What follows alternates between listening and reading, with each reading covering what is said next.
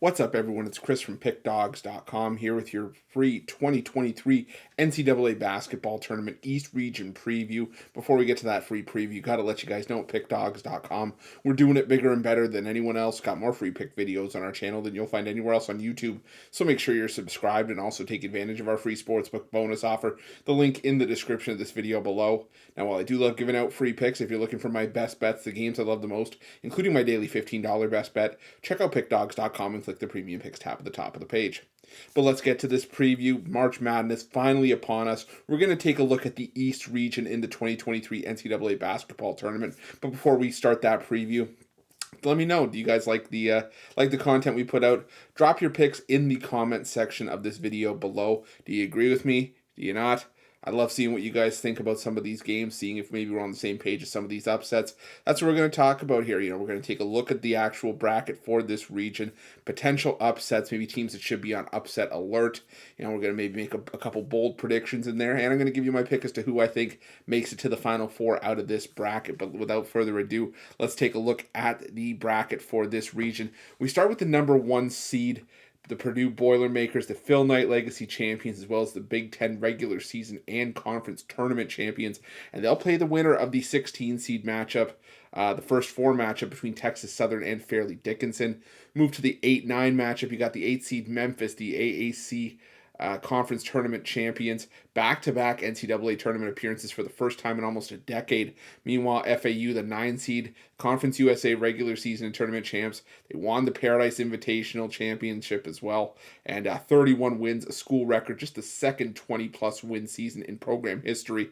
What a job done by Dusty May, I'll tell you. Meanwhile, the 5 seed, the Duke Blue Devils, the ACC Conference Tournament champs, they really picked it up as the season progressed under John Shire. They won 9 straight to close out the year, including their run to the ACC Conference Tournament title. Meanwhile, the 12 seed, Oral Roberts, the tournament darlings of 2021, Summit League regular season and conference champs. They went undefeated, 18-0 in conference play. 30 wins, the most in program history in a single season, and the most since 2011-2012. You go to the 4-13 match. We got the Tennessee Volunteers as the 4 seed. They had an up and down year. We'll have to see how they do without point guard Zakai Ziegler, who's out for the season. Meanwhile, Louisiana, the 13 seed, the Sun Belt Conference champions, as well as champions of the Asheville Championship. And we move to the bottom half of this bracket in the East. The Kentucky Wildcats, the 6th seed. They won 5 of 6 before an early exit at the SEC tournament, going up against the Providence Friars, the 11 seed. Back-to-back tournament appearances for the first time since 2017-2018. And you move to the other 3-14 matchup. You got the 3 seed Kansas State Wildcats, the Cayman Island Classic champions, their first tournament appearance since 2019, and it's the highest seed they've had in a tournament since being a 2 seed back in 2010. Going up against Montana State, back-to-back tournament appearances for the first time in program history as the Big Sky Conference tournament champions. The 7-10 matchup hits the Michigan State Spartans as the 7 seed up against the 10 seed USC Trojans. And the 2 seed Marquette Golden Eagles, the Big East regular season and tournament champs, going up against the 15 seed Vermont Catamounts, the America East tournament champions. Back-to-back tournament titles for the Catamounts. The 3rd time in the last 4 years that the Catamounts have gone dancing, and the 4th time in the last 6 seasons. But let's move on. We're going to take a look. We've taken a look at who's squaring off against who in the bracket. And we're going to make some bold predictions early on. And without trying to play spoiler, I am going to tell you, what I think early on. Then I'm going to give you my reasoning for it. And we're going to start things off with my first bold prediction. I got 2 for this region. My first bold prediction, a number 8 seed is going to upset a number 1 seed for the 3rd straight year. Kind of went out of order with this one, but that's okay. The point's going to be made regardless. My other bold prediction, a 14 and or a 15 seed is going to reach the 2nd round. Now, let's look at the potential upsets that we're talking about here. The first upset, I'm going to go with Vermont over number 2 Marquette. I know. This may not be the most popular of projections or picks or upsets. And I'm probably going to hear about it from a lot of folks in the comment section. But keep in mind, I'm not guaranteeing an upset here. This is just, I think, a game that should be on upset alert. And I think there is strong potential for an upset here personally. Now, from an encore perspective, I feel like this matchup could benefit Vermont. as Marquette struggles to defend in the half court, which is Vermont's go-to on offense. They like to run a half court offense, with lots of isolation plays.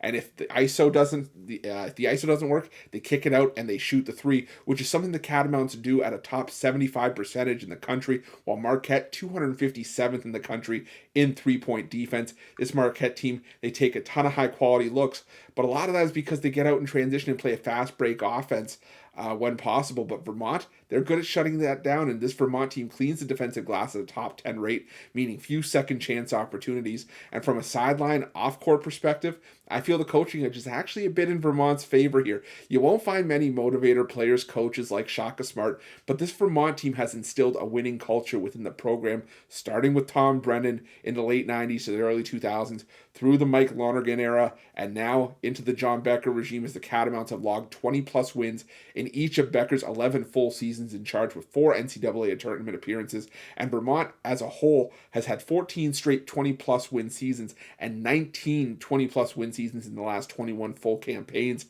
That's consistency if I've ever seen it. Now for Marquette, Shaka Smart, been a great regular season coach wherever he's gone, but the reality is that Shaka Smart has lost 7 straight NCAA tournament games straight up since the round of 32 in 2013. In his last 3 tournaments as an automatic qualifier / conference tournament champion, what have you, with Texas in 2021, VCU in 2015, and also VCU in 2012. Shaka Smart seems to not made it past the first weekend, and I think a 4th consecutive could be on tap here. Do not sleep on the Catamounts. And my other bold prediction, and I'll say it here because I didn't list it on that screen, but I also think that if Vermont gets through here, don't be surprised if they make it to the Sweet 16. Michigan State is good enough to get by USC, in my opinion, but we haven't really been able to fully trust Michigan State on the road or really away from the Breslin Center for much of anything, in my opinion. And the last 3 times that a 15 seed has faced a 7, the 15 seed won. St. Peter's last year, Oral Roberts in 2021, and Florida Gulf Coast in 2013. I'm not saying, I'm just saying. Now, the next upset we're going to look at here is the 14 seed Montana State Bobcats over number 3 Kansas State. Now, I love this Kansas State Wildcats team, but they can be a bit undersized up front, and at times I feel like they rely a bit too heavily on Marquise Noel and Keontae Johnson, and if Montana State can zone in on those two and force the ball out of their hands, the Bobcats can make things interesting. This is a K-State offense that's 299th in turnover percentage against a Montana State defense that's top 75 in forcing turnovers. But most importantly for me, though, this is the Kansas State team that has struggled away from home, as Haslametrics has Kansas State as the 8th worst team in the country away from home here, and the 3rd worst in this tournament, only ahead of tournament teams like Iowa and Tennessee. I'm not calling for the full-on upset here, but Kansas State should definitely be on upset alert. Now, the next upset we're going to talk about, next potential upset, well, they did it in 2021. Could they do it again here? I like Oral Roberts over Duke. Now, I get it.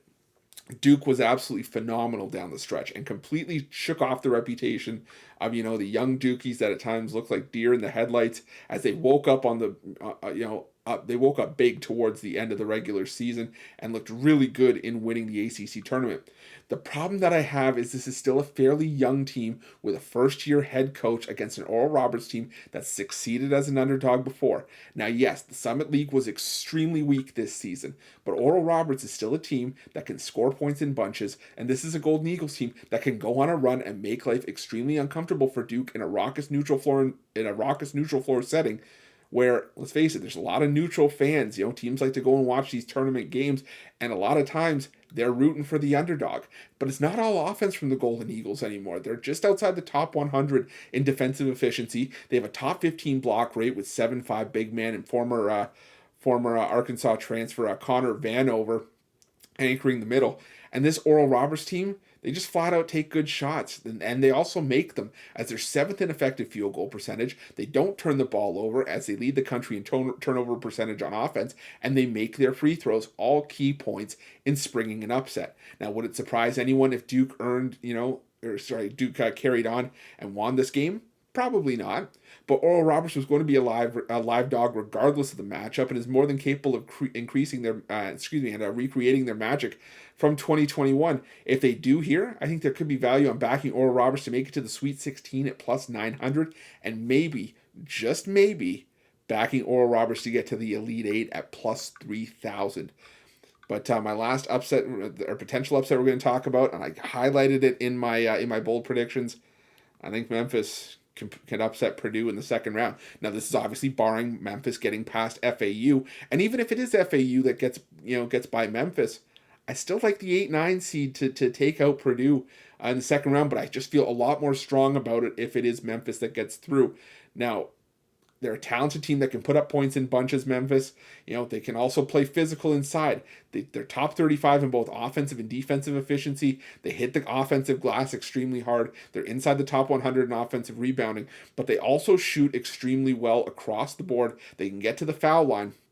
The only issue is that Purdue rebounds as well as anyone in the country, and they don't give up many free throws. But I still think that Purdue looked vulnerable down the stretch. They looked vulnerable in that Big Ten championship game, letting Penn State get back into it. They've allowed teams to hang around pretty much all season. This has been a Purdue team that has struggled to cover the number, and that's not something that you can afford against this Tigers team or potentially the Owls.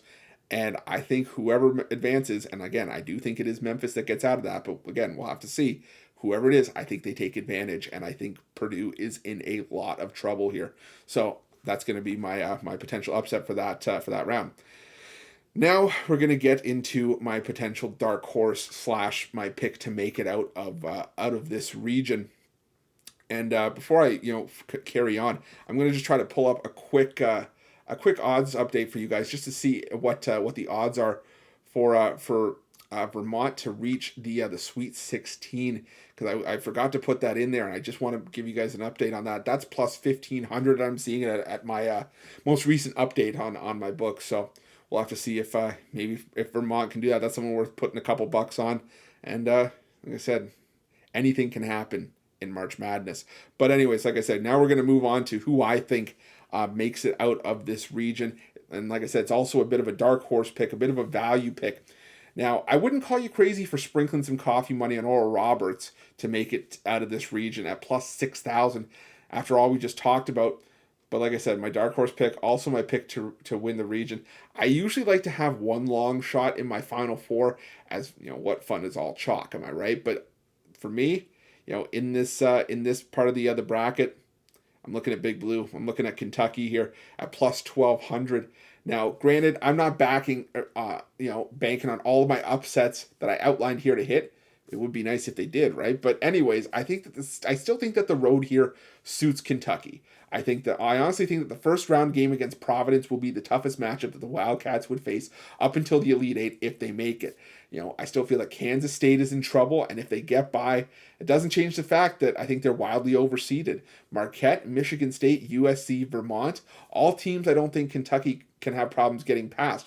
On the other side of the region, Purdue, like I said, I think is vulnerable. Duke is talented, but they are still young. Tennessee, vulnerable as well without Zakai Ziegler, their point guard, out for the season, like I mentioned. I still think that the two opponents I think that are the only threats to Kentucky in this bracket would be Memphis and Oral Roberts, just based on their underdog mentality. But I still think I like the Wildcats better. Oscar Shebway, to Cason Wallace, Jacob Toppin, Antonio Reeves, Chris Livingston, and more. I think Kentucky is just one of the most talented teams in the region. And I think they're a team that's just built for March hoops with a coach that's well-versed in playing in March. They haven't made it made the second weekend of the tournament since 2019. And I don't deal with a team being quote-unquote due. But at plus 1,200, the reward well outweighs the risk here. And I'm willing to take my shot. So I'm going to take Kentucky to make it out of this region. But there you have it. That was your preview for the East region of the 2023 NCAA basketball tournament. What are your thoughts? Who do you think is going to make it to the Final Four, and will they win the national title? What upsets do you like? Leave your picks in the comment section below, and don't forget you can find all of my best bets, including my top March Madness selections, at Pick Dawgz Premium. While you're at Pick Dawgz, check out our betting tools. They're 100% free and are a great tool to have when you're making your best bets for the day's action. If you haven't already, make sure you're subscribed to our channel, smash the like button, hit that thumbs up. It doesn't cost you a cent, and it helps us out a ton. Best of luck with all your bets. and let the madness begin.